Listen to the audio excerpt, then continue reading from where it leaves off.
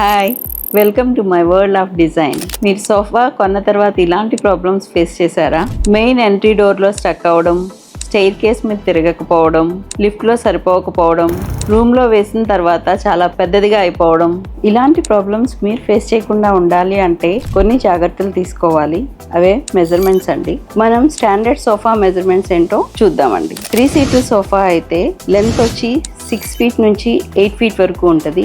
అలాగే overall depth వచ్చి 32 inches నుంచి 36 ఇంచెస్ వరకు ఉంటుంది. అలాగే ఓవరాల్ హైట్ వచ్చేసరికి 30 ఇంచెస్ నుంచి 36 ఇంచెస్ ఉంటుంది. 2 సీటర్ సోఫా వచ్చేసరికి లెంత్ 4 ఫీట్ 6 ఇంచెస్ నుంచి 6 ఫీట్ వరకు ఉంటుంది.